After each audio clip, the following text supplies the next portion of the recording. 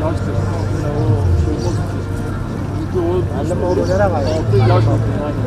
Ama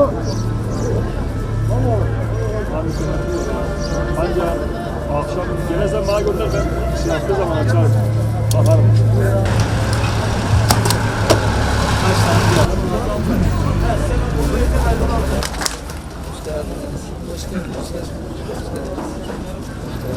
hoş geldiniz. Ben konuşma yapan ve tüm çiftçilik yapan ablalarımızın ellerinden öpüyorum. Allah razı olsun.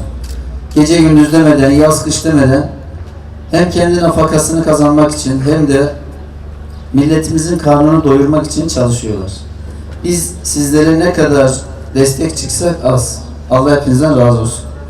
Çiftçilik kolay bir şey değil.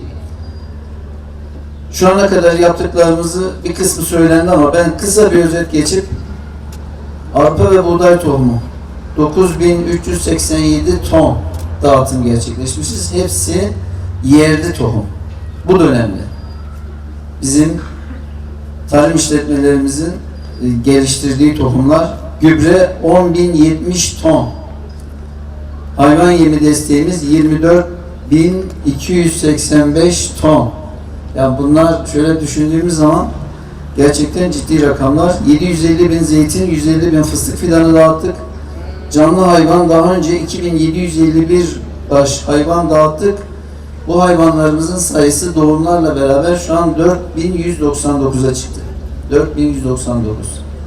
Şimdi destekliyoruz. Yine 299 tane daha vereceğiz. Ve canlı hayvan dağıtımımız devam edecek.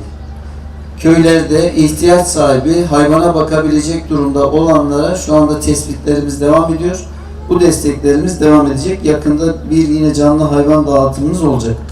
Çünkü arazi yolları önemliydi. Şimdi çiftçimiz yaz kış demeden özel arabasıyla bile arazisine kadar gidebiliyor. Bu da önemli. Şahin Bey'i bir tarım noktasında örnek noktaya getirmek istiyoruz.